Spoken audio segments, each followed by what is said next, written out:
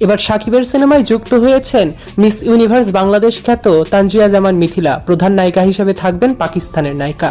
ঢালিউডের নতুন cinema রকস্টারে megastar Shakib Khan জুটি গড়বেন miss universe Bangladesh প্রতিযোগী তানজিয়া জামান মিথিলার সঙ্গে। শোনা যাচ্ছে নতুন সিনেমায় প্রধান নায়িকা হিসেবে থাকতে পারেন পাকিস্তানি চিত্রনায়িকা। সিনেমা সংশ্লিষ্ট একাধিক সূত্র জানিয়েছে, রকস্টার সিনেমায় দ্বিতীয় নায়িকার চরিত্রের জন্য পরিচালকের সঙ্গে একাধিক আলোচনায় শেষ করেছেন মিথিলা।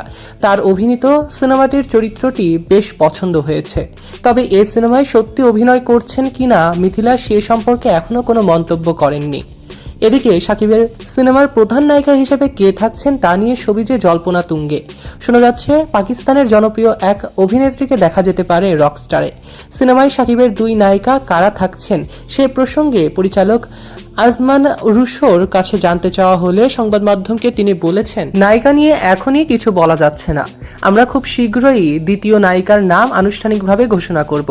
প্রধান নায়িকা নিয়ে আলোচনা চলছে, চূড়ান্ত হওয়ার আগে কোনো মন্তব্য করা ঠিক হবে না। আশা করা হচ্ছে শাকিব খানের নতুন সিনেমা রকস্টার ঈদুল আজহায় প্রেক্ষাগৃহে মুক্তি দেওয়া হবে। বর্তমানে প্রিন্স এবং সোলজার সিনেমায় শুটিং নিয়ে ব্যস্ত সময় পার করছেন শাকিব খান। এই দুই সিনেমার কাজ শেষ হলেই কিছু সময় বিরতি নিয়ে রকস্টারের শুটিং শুরু করবেন এই ঢালিউড মেগাস্টার। সৈকত আহমেদ নূর, সেলিব্রিটি লাইফলাইন।